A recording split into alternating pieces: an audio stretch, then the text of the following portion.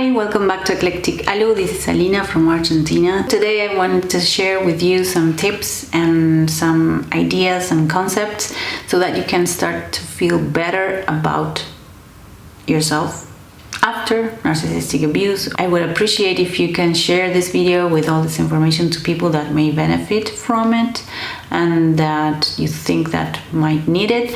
And also please subscribe and like the video so that more people can get this information. If you have symptoms of CPTSD, which is post-traumatic stress disorder, but complex, which is prolonged and repeated traumatic events, it's considered trauma. Trauma is something that exceeds your capacity of coping. But please know that you can get better and you will get better, and there are things that you can do. You have control over this. You can choose to feel better.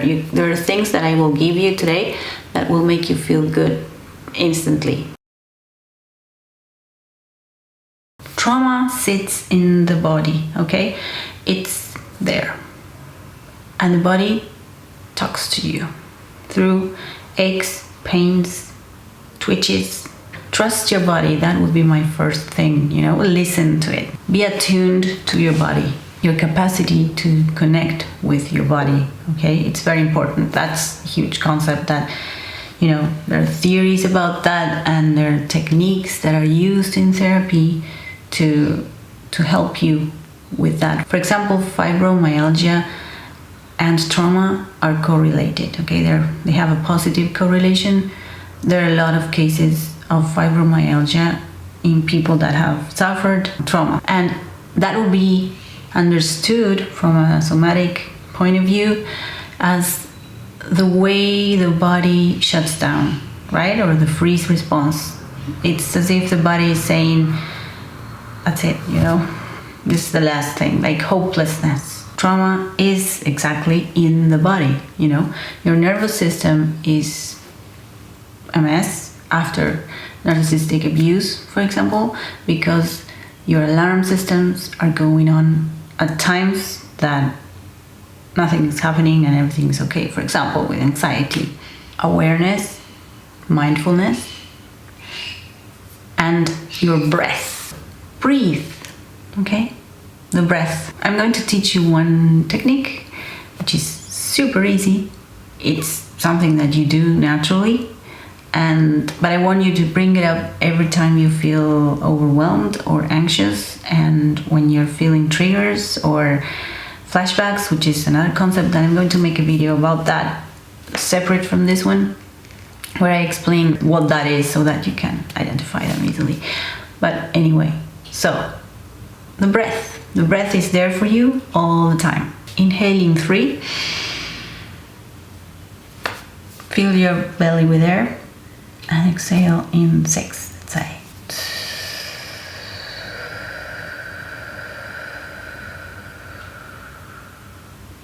Okay. So that relaxed your nervous system, just like that. And if you repeat that, you will be more relaxed, okay?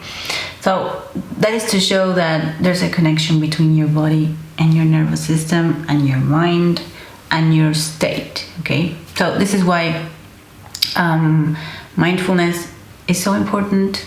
Yoga is very important. If you sort of train that muscle of being in the moment, noticing things, noticing your inner sensations, bodily sensations, emotions. If you train that muscle, you will have, you will heal faster. That's for sure. What I want with this is for you to have the capacity to be in the present moment and to be attuned to your body. What are you feeling right now? What are you noticing right now? What did you notice after the breathing thing that we did? That kind of thing. The third concept that I want to share with you is doing affirmations. Affirmations are very important scientifically because they have been shown to reduce inflammation. Inflammation is what happens in the body after a traumatic event. When you have CPTSD, most likely than not, you will have inflammation because of the chemicals that run in your brain, your body. So it's key for us to reduce that. That's the biological aspect of affirmations, but they are also very necessary for combating the inner critic messages, after being in contact with a narcissistic person. So I'm going to share some of them that I have taken from my Instagram account. I have my Instagram account. I'm going to write it here. Just to give you an example. I allow myself to feel all the emotions. That is how I heal. Then the one I took from my Instagram account is I am strong. I'm doing enough. I recover at my own pace. I'm repeating that. Buddhist monks have been studied by psychologists a lot and by neurologists a lot, and they discovered that the mantras or they have affirmations as well, and so those were highly beneficial. So this is why affirmations are a huge part of getting better and combating negative beliefs and messages from our inflamed inner critic. Okay, so it's very important for you to find affirmations that combat the negative messages that you have received. Another one is I give myself the gift of relaxation. I give myself the gift of relaxation. These are my boundaries. Okay, I have boundaries. I have the right to have boundaries. Okay, things like that. Affirmations are huge, but they have to be realistic, not silly and idyllic and like I will heal soon, tomorrow, or something like that. No, nothing like that. Realistic stuff. One other thing is journaling. Journaling is huge when it comes to treating CPTSD. People that are going through these symptoms need to get out of their system a lot of stuff. Emotions, sensations, feelings. There's a lot of anger, of resentment. There can be this desire of revenge,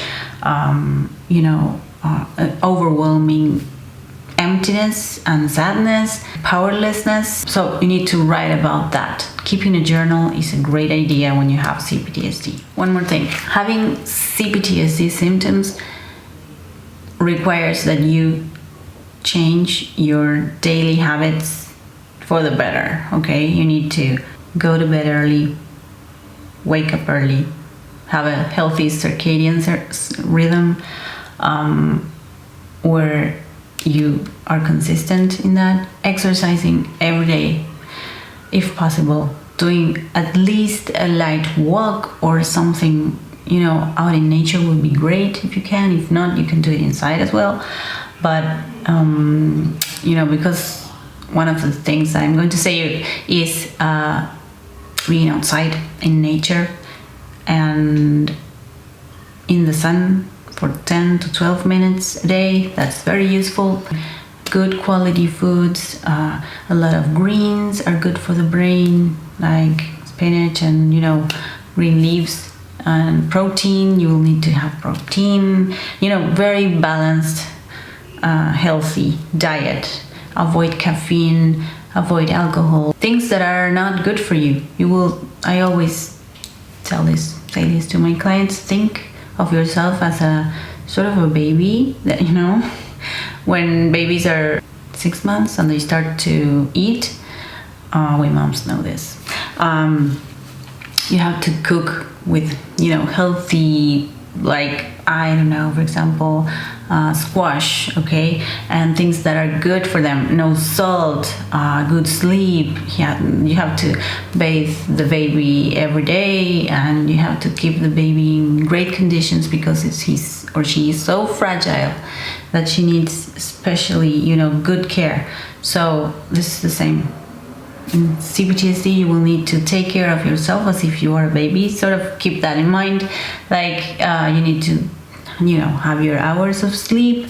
You have to eat properly, do exercise, move, be outside. You have to be religious about that because you need to maintain a level of a basic level of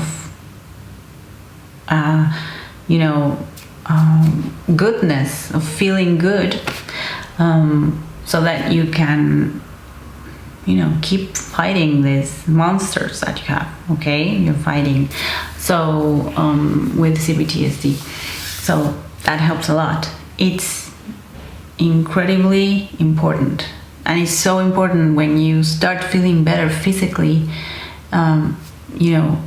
The mind will help you, those symptoms will be reduced as well. And it's also very clear when you, for example, you take alcohol or caffeine or something that is not good for you, how quickly you will go down the rabbit hole of disaster. Okay, so yeah, you're very fragile and sensitive to your state at this point. Well, I just wanted to say therapy, which I'm a counselor, and I cannot not say this. Any type of therapeutic interaction that is specialized will be very helpful.